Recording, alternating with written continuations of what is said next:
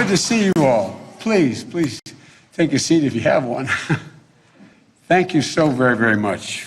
It's good to be back in Florida. And I want to thank my good friend, Debbie Wasserman Schultz, Congresswoman. She's been a tireless fighter. Where's Debbie? There she is. Thank you, Debbie. You've been a friend a long time, and thank you for all the encouragement. And Toby, I also want to thank you. Toby moved from a high rent district in Brooklyn. That's the highest rent district in America right now these days. How are you, man? Good to see you. And I want to thank you for that kind introduction. And it's wonderful to be here with all of you to hear the stories, talk about how we're going to get through these tough times and difficult times. Today's story is a familiar one here in South Florida. We're all living in some version of it right now, with some of the most important parts of our lives being put on hold. And the same story being lived by people like Carl Schechter, who many of you know well. Carl's here today, I'm told. I don't know. All right, hey Carl, how are you, man? Good to see you. The light was shining right in my eyes looking at you, man. I apologize. Carl is 39 years old. No, 93 years old, but he acts like he's 39 years old. And the pillar of this community, so much so that a few years back, you all decided to rename this community center in his honor. I've heard wonderful things about you, Carl, and I'm looking forward to saying hello to you privately. You know, I had the pleasure of meeting Carl back in 2012. He may not remember it, but his story is what this community and this country is all about. Carl is the son of an immigrant. Carl served our nation honorably in the Second World War and met his sweetheart, Anita, when they've been married now for 67 years. Together they built a family, 4 children, 7 grandchildren, and more than 30 years he's made home here, staying engaged in all the local issues and holding local office, catching Sunday matinees and performances at the Arts Center and socializing with neighbors, enjoying nights in the town, and a couple times, 2-3 times a week going out. And but their story, like so many others, is a quintessential American story these days. But it has been interrupted this year. Carl and Anita haven't been out, I'm told, to a restaurant in 7 months, and there are no more Sunday matinees. Other than getting groceries, they spend most of their time in their apartment, like so many people do. It's harder than ever to spend time with the people you love, other than on Zoom or on a computer connection. We've all felt that sense of interruption in our lives, and we all know that this isn't normal, that things didn't have to be this bad. They didn't have to be this bad. We look around at our neighbors and we know people are hurting. A lot of folks are worried about making their next rent payment, their next mortgage payment. They're not only whether or not they can purchase their prescription drugs or put food on the table. And we see an awful lot of people at the very top doing better than they've ever done, and left to wonder, an awful lot of us, is who's looking out for me? Who's looking out for me? That's been the story, the entire story, in my view, of Donald Trump's presidency. The fact that he's never been focused on what matters. He's never been focused on you. His handling of this pandemic has been erratic, just like his presidency has been. And it has prevented Florida seniors and people all across the country from getting the relief that they need. Donald Trump hasn't just been willing to not do the work. I think it's that, beyond that, I'm not sure he cares about delivering any real help. I think it's both. People say he's not willing to do the work. Well, I don't think he cares much about it. While you're losing precious time with your loved ones, he's been stuck in a sand trap on one of his golf courses. And when he does decide to lift a finger, it isn't to help you. It's to propose new tax cuts for billionaires. And that's not hyperbole. That's not hyperbole. 100 wealthiest billionaires in America are expected to get another $30 billion tax cut he's proposing. We know what happened the last time a tax cut was passed in 2017, when he came into office. Pharmaceutical companies got billions of dollars in tax breaks. And then they turned around and raised prices for medicines that you rely on to stay healthy. And they're still doing it, even during the pandemic. And quite frankly, it's unconscionable. But Trump doesn't really care about lowering the health care costs because he's beholden to the health insurance companies and the drug companies. After all, he's asking the United States Supreme Court, as I speak, he's asking them right now to strike down the entire Affordable Care Act, which would eliminate seniors' ability. Most of you are on Medicare, but it would eliminate your ability. And that act we passed, I was able to help put in place, was that you'd have preventative services and annual checkups and mammograms for free under Medicare. If it gets struck down, that gets wiped out as well. The rise in prescription drug prices for millions of seniors and put Medicare trust fund at risk. And by the way, we used to talk about the Medicare trust fund. I say the Republicans want to eliminate it, but remember, Debbie will remember when he's not a bad guy in terms of his personality, but when the former Speaker of the House became Speaker, what did they do? They proposed a $500 million cut in Medicare from the start, right out the bat. These guys mean what they say. This president, as Debbie pointed out, has pledged to terminate the tax that's dedicated to financing Social Security. Terminate it. A Social Security actuary, not Joe Biden or a liberal think tank or a newspaper, the actuary at the Social Security says that would bankrupt Social Security in just a few years, putting those monthly checks for tens of millions of seniors that they rely on, and many of them, the only thing they rely on, at risk. All this president knows how to do is play games with people's lives and families' futures. Last week, he announced he was, quote, walking away from the negotiations that he never fully engaged in, like he's not walking away, he never fully engaged in them, to provide any additional relief for American families. Debbie, working like the devil in the House, they passed the HEROES Act. They passed two other pieces of legislation earlier to provide for the ability to keep people from going out of business, people being kicked out of their homes, etc. He turned his back on small businesses that are struggling to keep their doors open. He turned his back on firefighters and police officers and first responders who depend on local budgets, but local budgets are being broken and they have to be balanced. I'll just make note here. When we inherited the largest recession, the greatest recession since the Depression, what happened? The president put me in charge of the Recovery Act, $800 billion. First thing I was able to do, and I was able to manage it myself, was that put $147 billion and help state and local authorities be able to balance their budgets, not have to fire police officers, not have to fire firefighters, not have to fire first responders, not have to close down health clinics. Local governments are strained to the breaking point. He turned his back on educators and school children, standing in the way of support to get them PPE and cleaning supplies and ventilation needed to reopen schools safely, which we could do if we funded it. He turned his back on every single worker whose job hasn't come back. And now he says he wants a deal. One day he's tweeting that the relief package is too big. The next day he's saying it's too small. It's all a game. He thinks he's still on his game show. No, really, he acts that way, for real.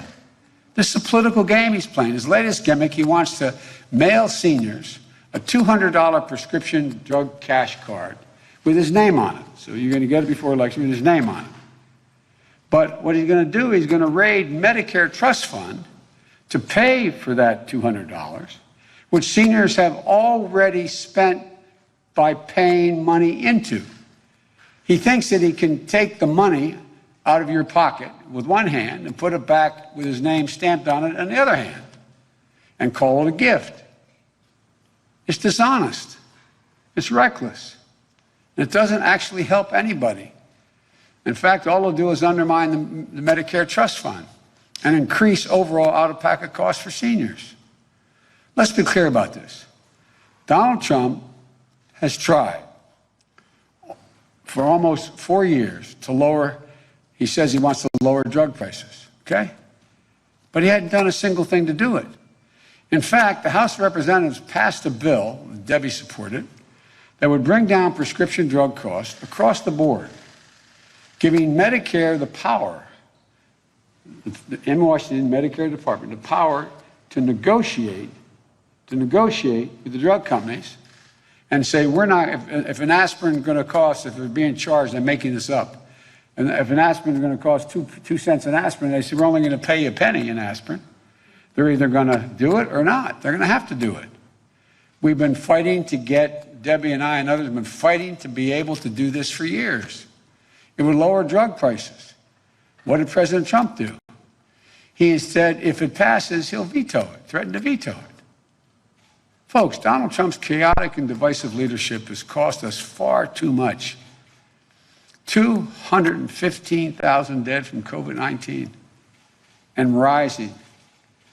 Experts say we'll lose nearly another 200,000 lives in the next few months unless he fundamentally changed course. You know, I prayed for his recovery when he got COVID. And I'd hoped at least he'd come out of it somewhat chastened. But what has he done? He's just doubled down on the misinformation he did before and making it worse. So many lives have been lost unnecessarily because this president cares more about the stock market than he does about, well-being of seniors. One day before we crossed the threshold of 200,000 deaths, you may recall this, the president was at a campaign rally, and he insisted that the virus was, and I quote, affects virtually nobody. Quote, just elderly people with heart and other problems. Nobody. Think about that. Who was he talking about when he said it affects virtually nobody? He was talking about America's seniors. He was talking about you. He was talking about my family. You've worked hard your whole life, contributing to society, building the family, building the country, serving America. You deserve security. You deserve respect and peace of mind. But you're not getting it. And by the way, if this wasn't so bizarre, you'd think, if I tried to make a movie talking about something like this in America, you'd think I was making it up. Because Donald Trump, it's simple. Not a joke. You're expendable. You're forgettable. You're virtually nobody. That's how he sees seniors. That's how he sees you. It's no surprise. This is the same man who looks at Americans who put their lives on the line like you did, sir, and many others maybe in this room, for our nation, and calls them losers and suckers. I carry this card with me every day for the last 15 years. And the back, it's my schedule. In the back of the schedule, I have a black box. It says daily troop update. The number of troops who've died in Iraq and Afghanistan, 6,924. Not roughly 6,900, 924, because every one of these fallen angels left a family behind, deserves to be remembered. Every one. U.S. troops wounded in Iraq and Afghanistan. 53,000 as of today, 194. Everyone. With only one sacred obligation in America: to care for those we send to war and equip them. When they come home, take care of them and their families. And what did he say? Losers. My son volunteered to go to Iraq for a year. Before that, he had been in Kosovo for 8 months. Best of my knowledge, the only foreigner has a war monument and a major highway in that country named after him for his contributions helping them set up their criminal justice system. Then he volunteered to go to Iraq as Attorney General for a year. My son was not a loser. And all those who left behind, he's passed away, but all those left behind, they were heroes. They were patriots. I imagine that's one of the reasons why 6 four-star generals and a whole lot of others have endorsed me who used to work for him. Because they know where his heart isn't. That's how he sees us. That's the attitude he's brought toward this whole crisis. This is the same man, you may remember, when he was told we were averaging 1,000 lives lost per day. Remember what he said? He said, it is what it is. Such concern and empathy. It is what it is. Well, it is what it is because he is who he is. That's why it is what it is.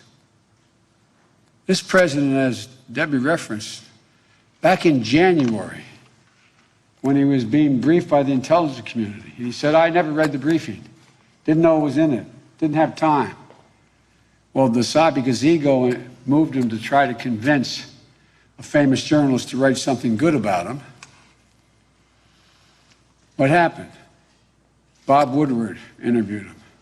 He acknowledged that he knew it was a dangerous and highly communicable disease, but he did nothing. He didn't do a thing. He didn't tell you.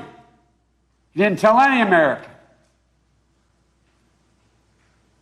Why? He told Woodward on tape,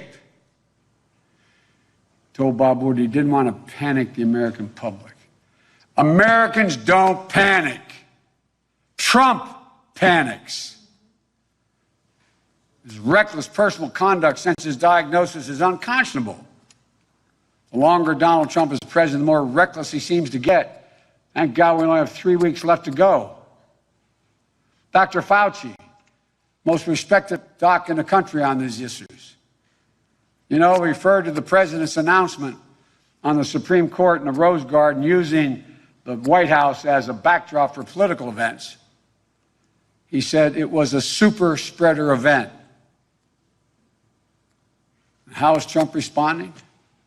He's running a national ad quoting Dr. Fauci out of context. Fauci had said way back in March, referring to public health officials across the nation, he said, quote, I can't imagine anybody could be doing more, end of quote, meaning public health officials. At the Trump campaign, which is not unusual because I've had a piece of it, Trump campaign has deliberately lied.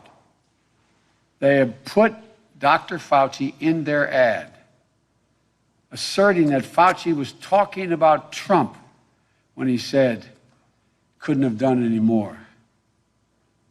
But Fauci's a man of integrity. After that ad came out saying, he said, I did not give permission to use that quote, and I wasn't referring to the president. Even when, after Fauci said that, he didn't say that about the president. The Trump ad campaign said they were going to continue to use the ad, knowing it was a lie. Can any of you ever remember anything like that in a presidential campaign with a mainstream candidate? And as a consequence, to months of lying, misleading, and irresponsible action on the part of Donald Trump, how many empty chairs are around the dining room table tonight because of his negligence? How many people's hearts are broken? How many people have trouble going to sleep at night because they can't just reach over and touch? They can't hear their son or daughter's voice on the phone. While he throws super spreader parties at the White House where Republicans hug each other without concern to the consequences. How many of you have been unable to hug your grandkids in the last 7 months? I got 6 of them. 2 of them, my deceased son's boys, they live not, children, a boy and a girl, live not far from me. They can walk through the woods. The only way I can see them, I stand on the back porch, and they stand down, and I bribe them with Haagen-Dazs bars. But every single day I contact them. But I can't hug them. I can't embrace them. And I'm luckier than most because they're nearby, those 2 of the 6. My grandkids, your grandkids, who hope will grow up to treat one another with kindness, respect, and empathy, qualities the president has never, ever shown. It's become painfully clear as this careless, arrogant, reckless COVID response has caused one of the worst tragedies in American history. The only senior that Donald Trump cares about, the only senior is senior Donald Trump. They don't seem to do anything for. And by the way, minority communities are getting particularly hit by this. You realize as of about a month ago, on a percentage basis, 1 in 1,000 African Americans in all of America have died. And the estimate is by the end of this year, 1 in 500 African Americans in America will die. 1 in 500.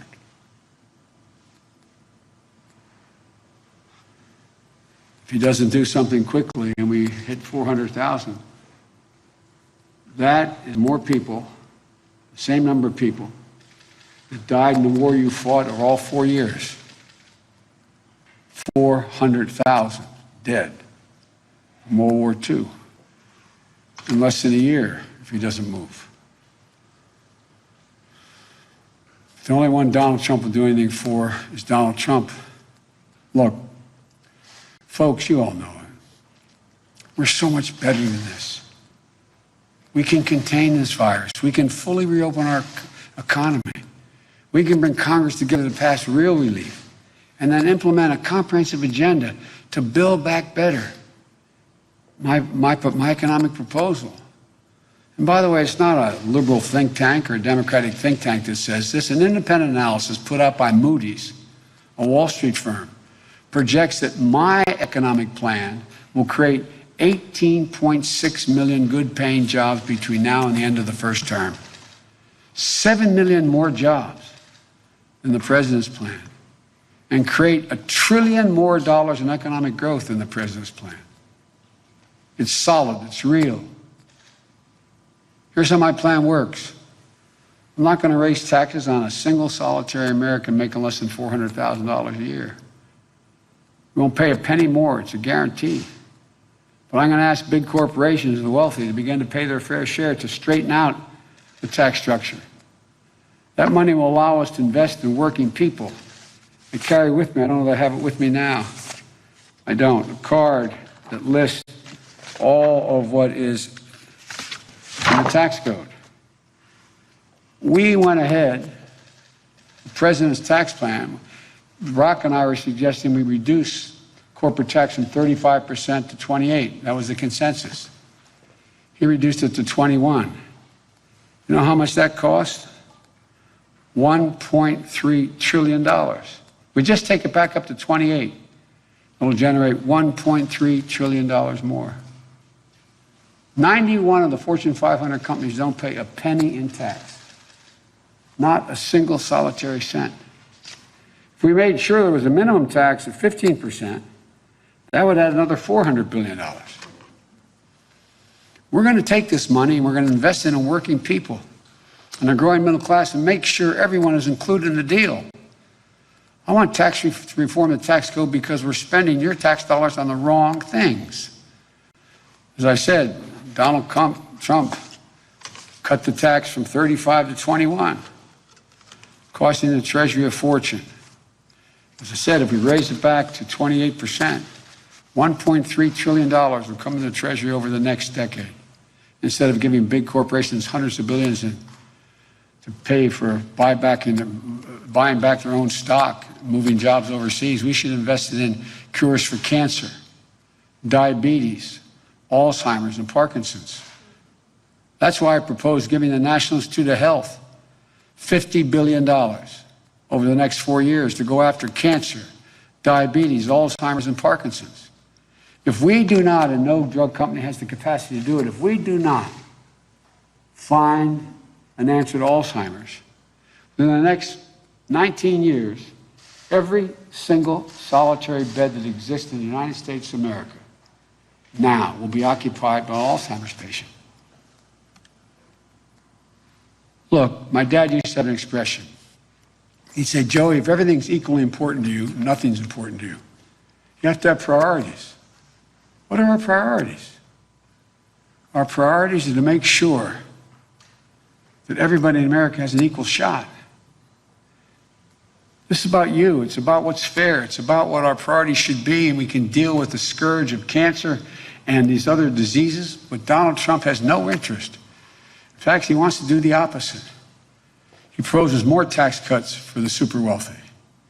Like Donald Trump, we're going to ease the burden on major costs in your life, unlike him, including a financial burden of caregiving so many families are now carrying. Right now, as you probably know and you have friends, 800,000 Americans who are eligible for home community care through Medicaid, signed up for it, have been waiting an average of 5 years. They're waiting for a phone call back. For some, 5 years. My plan makes a bold investment so that states can clear the waiting list. We'll also take the pharmaceutical companies. We'll allow Medicaid to, again, use its enormous bargaining power to negotiate prices and bring the costs down for everyone, not just seniors. Give all Americans access to those lower prices. And what he also hates my doing, and so do the drug companies, we're going to establish a board, like is in other countries, of outside experts to set limits on the prices of new specialty drugs that are life-saving drugs that cost an arm and a leg, figuratively and literally, that have no competition. This board's going to set up and say, this is how much you can charge based on what you've invested. You make a healthy profit, but you will not be able to raise the price of the drug without proof that you've taken other action that you've required you to improve the drug. So it can only be raised at the cost of medical inflation. Independent analysis found that my plan will slash the cost of prescription drugs by 60%. How many of you know somebody who's had to sell things just to get the drugs that have gone up exponentially? We're going to protect Social Security and increase benefits for millions of seniors. And I'll fight to protect your pensions, including fixing multi-employer pensions so many Floridians earned and deserve. Folks, I guess I should end with this. I'm confident. I know as bad as things are, we say, oh my God, how can it get better? I am absolutely confident we can do this and more. We just have to come together. I'm running as a proud Democrat, but I'm going to govern as an American president. I'm going to work as hard for those who vote against me as those who voted for me. That's the job of a president. A duty to care for everyone. And after all we've been through, all America's accomplished, all the years that we've stood as a beacon to the world, we cannot let ourselves remain divided. But we have to vote. Go to iwillvote.com/FL. You can still request your vote by mail ballot. The deadline's October 24. Request your ballot. If you have it already, mail it or drop it in one of the drop boxes today. Look, I'm tired of us all walking around with our heads down as if there's nothing we can do. This is the United States of America. There's not a single thing beyond our capacity. Nothing we've ever decided to do we've not accomplished when we've done it together. Remember when we were kids, you had to learn about the famous speech John Kennedy made about going to the moon. Everybody remembers different pieces of it. The part I remember, my colleagues used to kid me in the Senate when I was there. When answering the unasked question, why was he doing it? He said, because we refuse to postpone. We refuse to postpone one more day what's within our capacity as Americans to do. There's nothing beyond our capacity. There's no limit to our future. We got to stand up, lift our heads up. The only thing that can tear America apart is America itself. And he's well on the way trying to do that. Everybody knows who Donald Trump is. That's let them know who we are. Who we are. We choose hope over fear, unity over division, science over fiction, and yes, truth over lies. We can do this, folks, I promise you. But you got to vote. May God bless you all, and may God protect our troops. Thank you for listening. You're a very patient audience. Thank you. Appreciate it.